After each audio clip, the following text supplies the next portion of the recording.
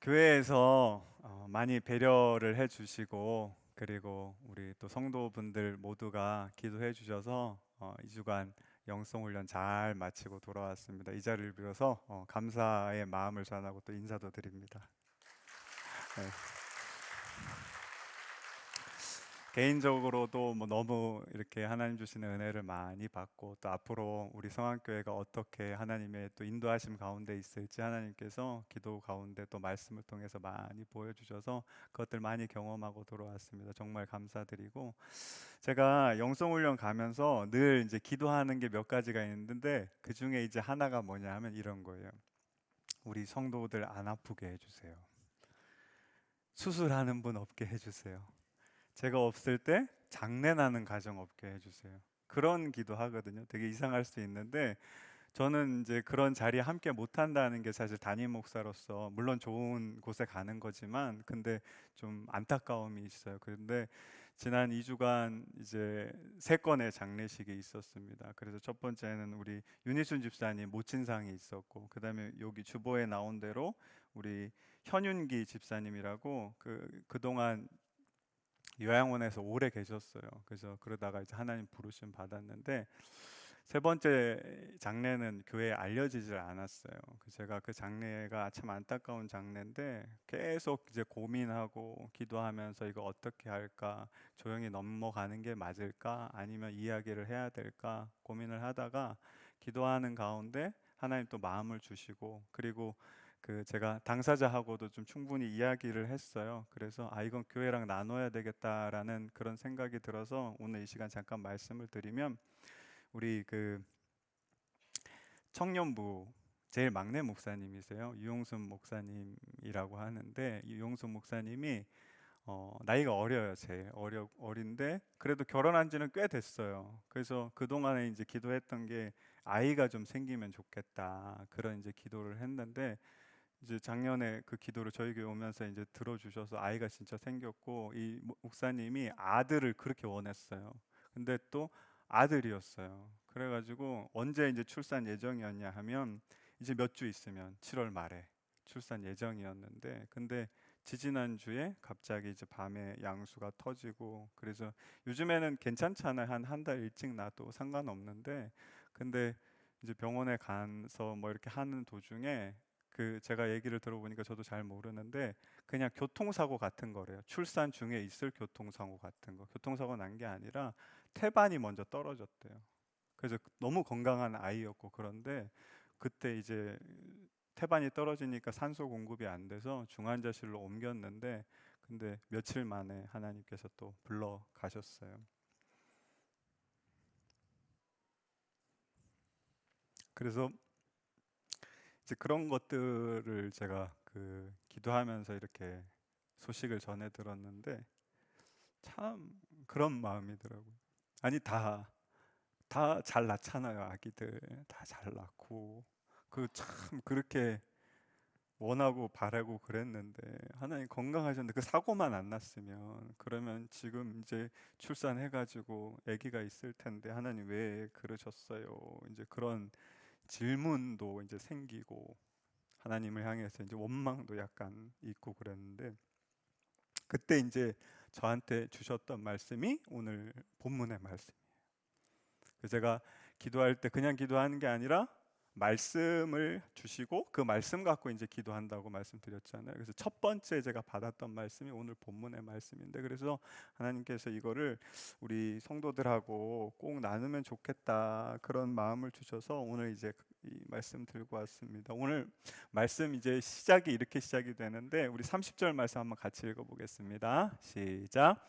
사도들이 예수께 모여 자기들이 행한 것과 가르치는 것을 낱낱이 고하.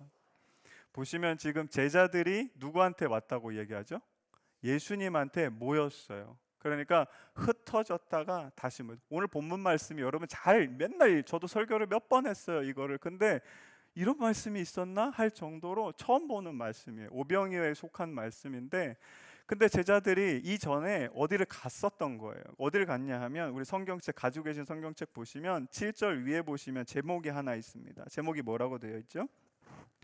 열두 제자를 부르사 둘씩 보내셨어요. 이게 무슨 말이냐 하면 예수님이 이제 12명의 제자를 처음에 이렇게 부르시고 난 다음에 그 제자들이 다 모였을 때 뭘 하셨냐 하면 가르치기도 하시고 병도 치유하게 하시고 귀신도 내쫓으시고 막 그 갈릴리 지방에서 그런 이제 이적들을 행하셨어요. 그러고 난 다음에 얼마 안 있다가 이제 제자들 불러가지고 2명씩 짝지어가지고 니들은 가가지고 이거 해 파송하시는 거예요.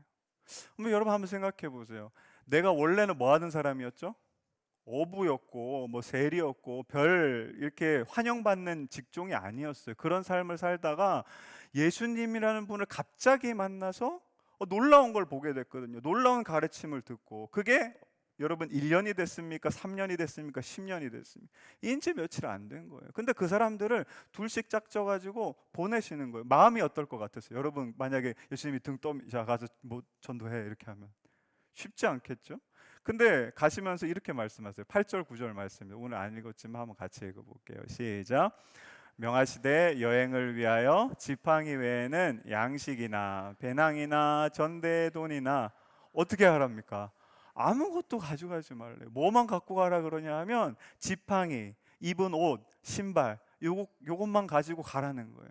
아니 그냥 가는 것도 힘든데 아무 준비도 없이 그냥 막 가라는 거예요. 그러면서 하시는 말씀이 더 놀라운 말씀이 12절 말씀인데 같이 한번 읽어볼게요. 시작. 제자들이 나가서 뭘 전파해야 됩니까? 회개가 뭐죠?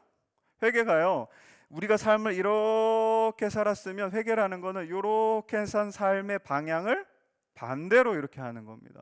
그러면 보세요. 이 사람 이게 무슨 말이냐면 당신 지금까지 30년 40년 살았는데 똑바로 살았어요? 못 살았어요? 못 살았다고 이야기하는 거예요. 그러니까 이게 환영받을 이야기가 전혀 아니에요. 오히려 메시아가 나타났어요. 메시아가 로마의 압제에서 우리를 구원해 줄 거예요. 여러분 그 메시아가 저기 뒤에 있어요. 같이 가보십시다. 이러면 모를까? 당신 지금 평생 살아온 삶을 잘못됐어요. 회개하세요. 이걸 전해야 되는 거예요. 여러분 만약에 오늘 처음 보시는 분이 남루한 옷차림으로 와가지고 여러분 지금까지 신앙생활 잘못했으니까 이렇게 하세요. 얘기하시면 어떻게 하시겠어요? 마음이 좋지가 않아요. 환영받는 게 아닙니다. 그 제자들이 2명씩 짝을 져가지고 이제 갈릴리 여러 지방으로 가가지고 예수님의 말씀에 따라서 이렇게 했는데 그 여행 자체가 굉장히 힘들고 굉장히 어려운 여정이었다는 거예요. 그러고 난 다음에 그 전도여행이 다 끝나고 이제 예수님께 모여가지고 그간에 무슨 일이 있었는지 이야기를 막 하는 거예요. 근데 예수님이 아니나 다를까 그 제자들한테 뭐라고 말씀하시냐면 오늘 너무 좋은 걸 말씀하시는데 31절에 이렇게 말씀하십니다. 같이 한번 읽어볼게요. 시작. 이르시되 너희는 따로 한적한 곳에 가서 잠깐 쉬어라. 예수님 뭐라고 말씀하신다고요? 한적한 곳에 가서 쉬라라고요. 이제 쉼을 주시겠구나. 저도 이제 이 말씀을 처음 읽을 때 그렇게 느꼈는데 이 말씀을 자세히 보니까 오늘 굉장히 중요한 말씀인데 쉬어라라는 단어가 이런 뜻입니다. 한번 보여주시면 쉬다가요 아나파우라 하는데 요거는 쉼을 주다로 해석이 돼요. 이게 왜 이렇게 해석이 되냐 하면 그 밑에 보시면 여러분 뭐라고 되어 있죠? 중간태라고 되는 이게 우리말에는 없는 거예요. 헬라어에만 있는 건데 넘겨주시면 이런 겁니다. 여러분 우리가 능동태랑 수동태는 들어보셨을 거예요. 능동태는 이런 거예요. 내가 문을 열었다. 그러면 여러분 문을 누가 연 거죠? 내가 주체가 행동하는 거, 이 동작이 메인인 거예요. 능동태는 내가 주권을 가지고 내가 이렇게 문을 열었다는 거고 수동태는 어떤 거냐 하면 내게 문이 열렸다라고 하는 거예요. 문을 연 행동도 중요하지만 그 문을 연 뭐가요? 의미가 나한테 영향을 주는 게 수동태인 거예요. 밖에서 이렇게 보면 똑같아요. 이 사람이 문 열고 들어갔네 똑같지만 능동태일 때는 주어의 동작이 먼저고 수동태일 때는 그 문이 이 사람한테 열린 게 굉장히 의미 있는 게 되는 거예요. 근데 이상한 게 중간태라는 건 뭐냐면 이런 거예요. 내가 문을 열었더니 내게 문이 열렸다. 이상하죠. 그러니까 능동태랑 수동태가 같이 있는 거예요, 의미가. 그러니까 이 사람이 문을 연 행동도 중요하고 그 문을 열었더니 뭔가 의미 있는 게 이 사람한테 온 것도 중요하다는 거예요. 그래서 한적한 곳에 가서 쉬어라 라는 말씀을 이런 뜻으로 번역하면 어떻게 되냐면, 여러분, 한적한 곳에 가는 건 누구죠? 내가 가는 거예요. 근데 거기서 쉬는 건 여러분, 내가 쉬는 게 아니라 누군가가 나를 쉬게 한다라는 거예요. 그럼 중요한 게 뭐냐면 어디에 가서 쉬라 그랬죠? 한적한 곳이 뭔가가 중요한 거죠. 한적한 곳이 뜻이 이렇습니다. 에레모스라고 하는데, 자 보세요. 뜻이 버림받은, 고독한, 황폐한 뜻이에요. 그럼 보세요. 버림받은 곳, 고독한 곳, 황폐한 곳을 성경에서 두 글자로 뭐라고 하죠? 광이라고 시작하는데, 그렇죠, 광야예요. 예수님 뭐라고 말씀하셨냐 하면, 이제 너희들 저 광야에 가서 쉬어라, 쉼을 얻을 거야, 이렇게 얘기하고 계시는 거예요. 여러분, 광야에 가서 쉴 수 있어요? 거기 뭐가 있습니까? 아무것도 없어요. 호텔도 없죠, 먹을 물도 없죠, 음식도 없죠, 아무것도 없는데, 그럼 광야에서 쉰다는 말이 어떤 말인가 하면, 예레미야서 31장 2절 말씀 이렇게 되어 있습니다. 같이 한번 읽어볼게요. 시작. 여호와께서 이같이 말씀하시니라. 칼에서 벗어난 백성이 광야에서 은혜를 입었나니 곧 내가 이스라엘로 뭐를요? 안식, 그러니까 쉼인 거예요. 쉼을 얻게 하려 갈 때라, 이렇게 이야기하는데, 이 말씀이 어떤 말씀이냐면, 이스라엘 백성들이 이제 출애굽할 때 그 뒤에를 여러분 칼 들고 누가 따라왔죠? 애굽 군대가 칼 들고 따라왔어요. 그래서 하나님께서 이 뭐를 열어 주셨습니까? 홍해를 쫙 열어 주셨어요. 그래서 홍해를 지났더니 그 칼이 어떻게 됐어요? 그 수장이 됐잖아요, 그렇죠? 홍해. 그래서 칼은 없어졌어요. 근데 막상 딱 넘어와 봤더니 앞에 펼쳐진 게 뭐예요? 광야에. 물이 있습니까? 음식이 있습니까? 쉴 곳이 있어요? 아무것도 없는 광야가 펼쳐진 거예요. 근데 여러분, 거기서 어떻게 은혜를 누리고 어떻게 안식을 얻게 됐을까요? 누구 때문일까요? 물이 없었을 때 이스라엘 백성들이 누구한테 기도했죠? 하나님께 기도했어요. 음식이 없었을 때 누구한테 기도했죠? 하나님께 기도했어요. 전쟁이 났을 때 누구한테 기도했죠?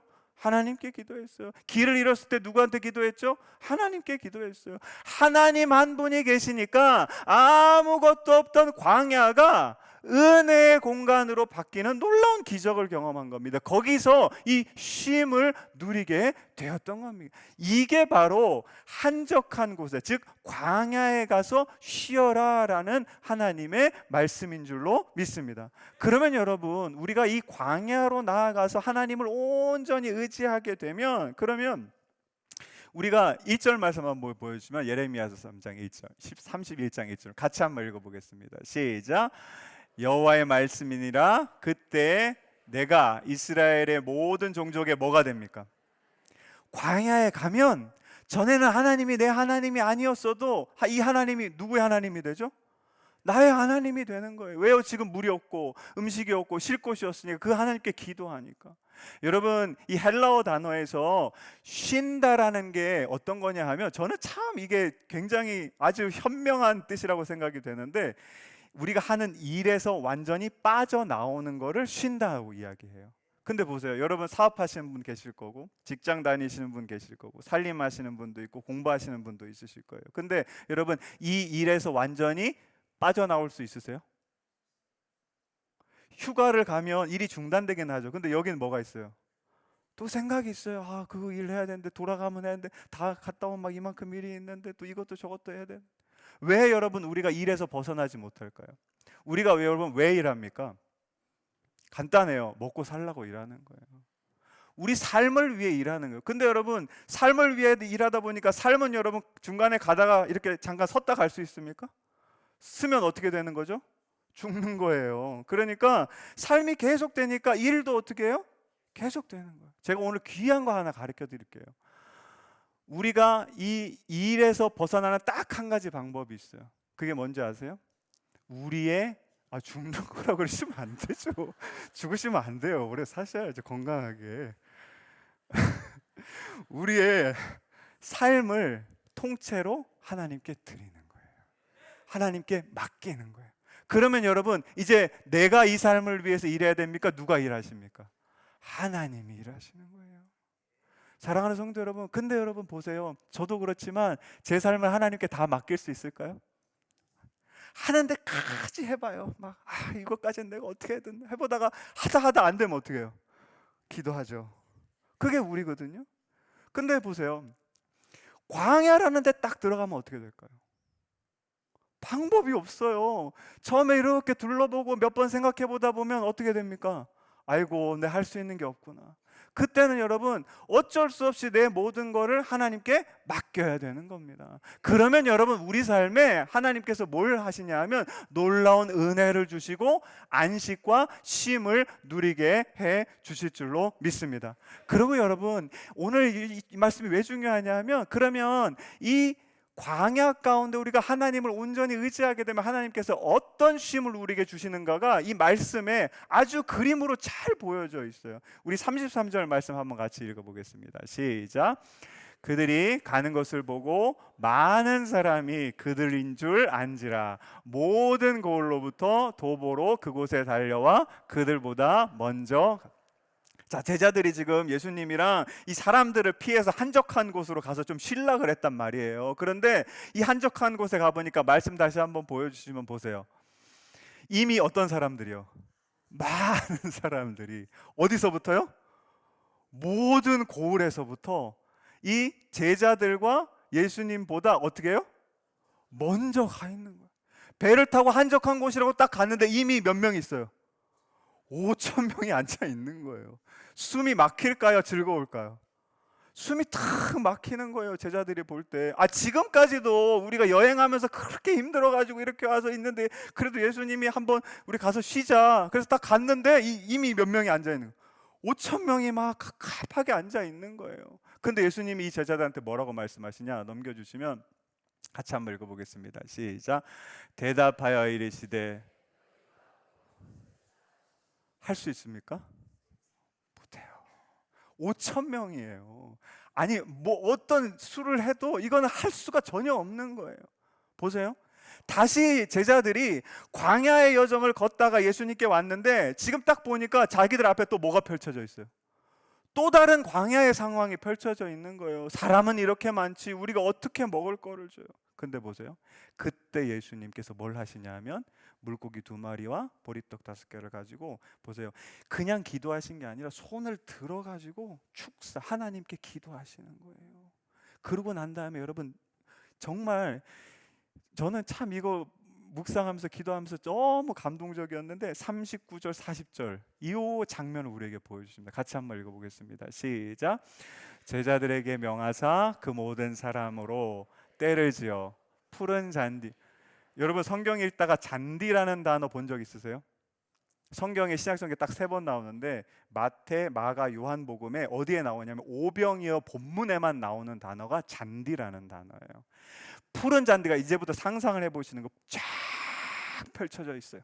거기에 말씀 다시 보여주시면 몇 명씩 앉으라고 하냐면 때로 100명씩 또는 50명씩 앉아요. 그러면 여러분 둥글게 100명이 앉으면 제가 이렇게 한번 생각을 해보니까 지금 여러분들은 의자에 앉아 계시잖아요. 그러니까 우리 본당 정도 되면 100명이 앉을 수 있어요. 이렇게 둥그렇게 같이. 그러면 보세요. 그게 몇 개 있어야 돼요? 5천 명이니까 50개가 있는 거예요. 만약에 50명씩 앉았으면 그 공동체가 몇 개 있어야 됩니까? 100개가 있어야 되는 거예요. 한번 생각해 보세요. 여기서도 저 끝이 보이지 않는 큰 초원이 쫙 펼쳐져 있고 거기에 여러분 50명씩 100명씩 앉아가지고 배고프다고 막 불평하는 게 아니라 예수님의 좋은 말씀 들었죠. 기적 경험했죠. 그 다음에 이제 뭐가 있어요? 좋은 음식은 아니지만 배불리 먹을 막 음식을 나누면서 오늘 너무 좋지 않냐 우리 예수님 진짜 이렇게 예수님을 만나다니 이 말도 안 되는 일이야. 이 메시아가 우리한테 와가지고 이렇게 좋게 막 이런 얘기들을 하고 막 기쁨에 막 있는 거예요. 제가 이 광경을 기도 중에 이렇게 상상해 보면서 끝없이 펼쳐진 여러분 아까 방금 전까지만 해도 이들의 삶이 뭐였습니까? 광야 같은 삶이었잖아요. 근데 예수님께서 뭐 하시자? 작은 것 가지고 하나님께 기도하시자. 제가 이 광경을 보면서 시편의 한 구절이 생각이 났습니다. 시편 23편 1절과 2절 말씀 같이 읽어볼게요. 시작. 여호와는 나의 목자시니 내게 부족함이 없으리로다. 그가 나를 어디에 누입니까? 푸른 풀밭, 푸른 잔디, 거기에 누이시며 어디에요? 쉴 만한 물가로 인도하시. 광야였는데 분명 하나님 딱 의지하니까 초장으로 다 바뀐 거예요. 거기에 5천 마리가 넘는 양들이 다 앉아가지고 평화로이 풀을 뜯고 물을 마시고 있는 겁니다. 여러분 5천 명이 왜 중요한지 아세요? 장정이에요. 장정은 여러분 가정의 가장이자 어떤 공동체의 리더를 이야기하는 겁니다. 즉 5천 명의 사람이 아니라 5천 개의 공동체가 거기서 놀라운 쉼을 누리고 있는 줄로 믿습니다. 이게 여러분 우리가 어떤 광야에 있더라도 하나님을 의지할 때 우리가 경험하게 되는 놀라운 복인 줄로 믿습니다. 여러분 이것을 우리가 경험하고 난 다음에 여러분 우리가 꼭 기억해야 될 게 한 가지가 있어요. 우리의 삶도 똑같이 여러분 광야가 펼쳐질 때가 있어요. 광야를 걸어가다가 또 광야가 되고 그럴 경우가 있어요. 근데 여러분 우리가 잊지 말아야 할 것이 뭐냐 하면 오늘 출애굽기 3장 8절과 요한복음 10장 10절 말씀 우리 한번 보여주시면 같이 한번 읽어볼게요. 시작.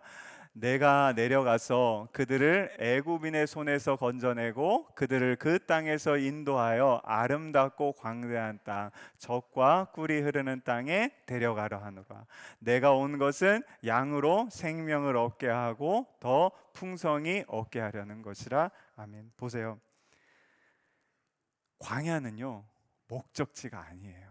이걸 꼭 기억하셔야 돼요. 광야는요 목적지가 있는데 그 목적지에 지나가다가 잠시 걸어가는 곳이에요. 우리의 목적지가 어디입니까? 젖과 꿀이 흐르는 땅. 약속을 하신 거. 이거 하나님이 약속을 하셨어요. 너희들의 목적지는 젖과 꿀이 흐르는 땅이야. 너희들의 목적지는 생명을 풍성히 얻을 수 있는 곳이야 라고 말씀을 통해서 우리에게 약속하셨어요. 누가 약속하셨다고요? 하나님이 약속하셨어요. 그러면 여러분 그 약속을 이루실 분은 누구십니까? 하나님이시라는 거예요. 여러분 우리가 광야를 걸을 때 진짜 아무것도 없고 어떻게 내가 할 수 있는 것도 없고 절망스럽고 그저 넘어질 수 있지만 그 자리에서 여러분 우리가 기억하셔야 될 게 무엇이냐 하면 여기는 내 목적지가 아니구나. 하나님께서 내 목적지를 젖과 꿀이 흐르는 땅 가나안 땅 생명을 충만히 얻을 수 있는 그곳에 두셨구나. 그것을 약속하셨구나. 그 하나님이 우리의 소망이 될 때 비로소 여러분 우리가 그 광야를 힘차게 걸어 나아가게 될 줄로 믿습니다.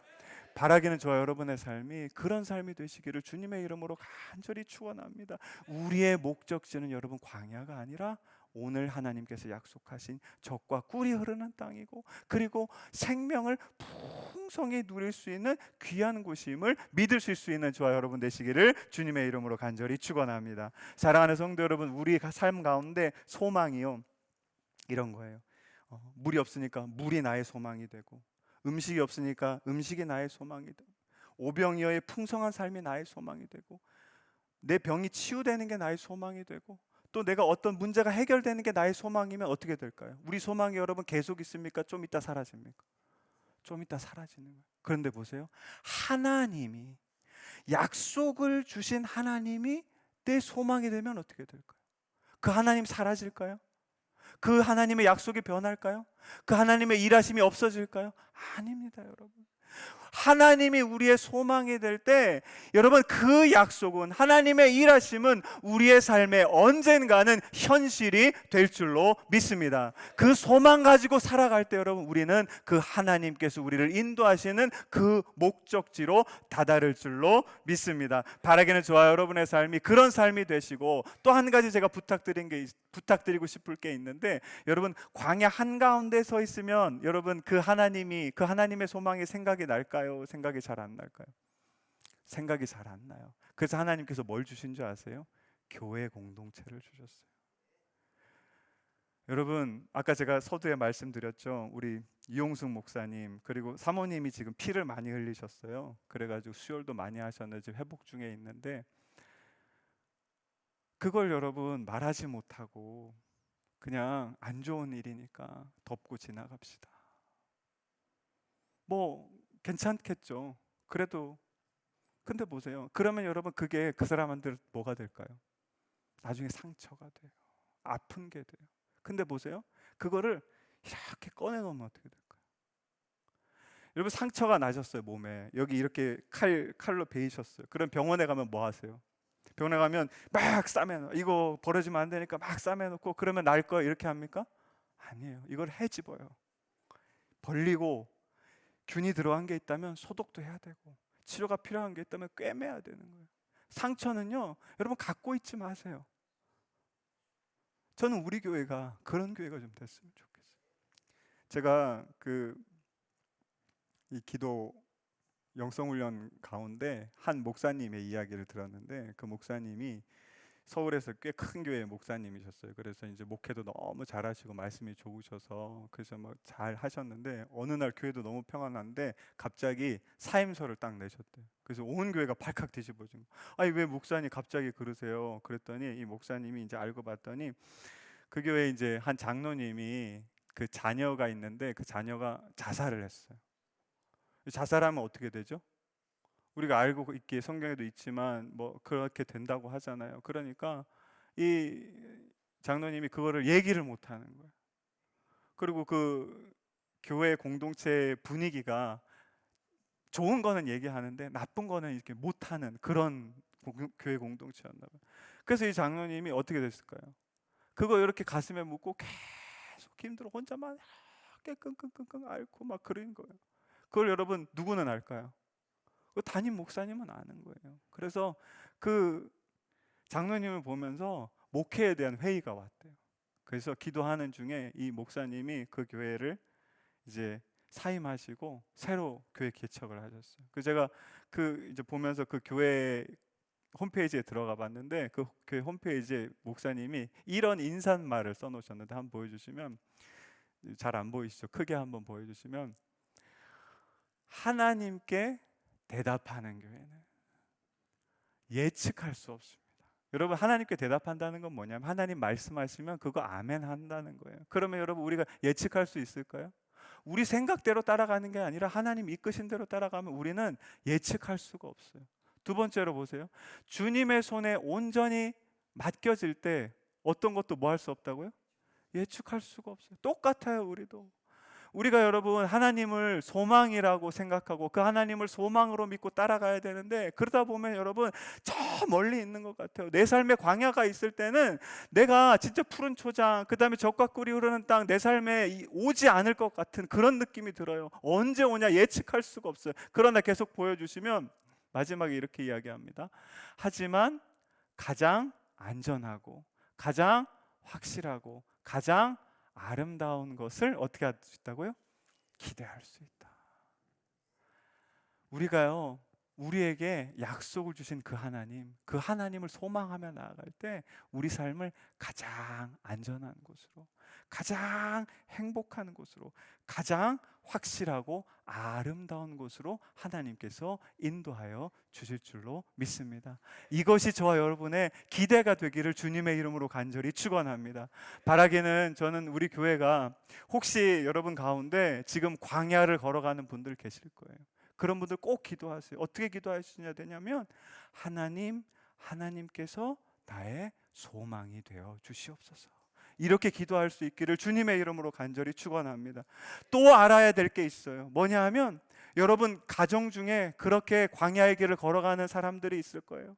혹은 여러분 알고 있는 우리 성도들 가운데 그런 길을 걸어가는 사람들이 있을 거예요. 꼭 그분을 위해서 중보해 주시기를 위해요. 저분이 지금 힘들어하고 있는데 마치 광야의 길을 걸어가고 있는데 그 사람을 위해서 여러분 기도해 주세요. 뭐라고 기도해 주시라고요? 하나님, 저 사람의 삶에 하나님께서 소망되어 주시옵소서. 그러할 때 여러분 우리 교회는 어떤 교회가 되냐 하면 내 안에 슬픔이 있고 아픔이 있고 힘듦이 있고 고통이 있을 때 그거를 마음껏 만나는 누구에게도 다 이야기할 수 있는 교회가 되시기를 주님의 이름으로 간절히 축원합니다.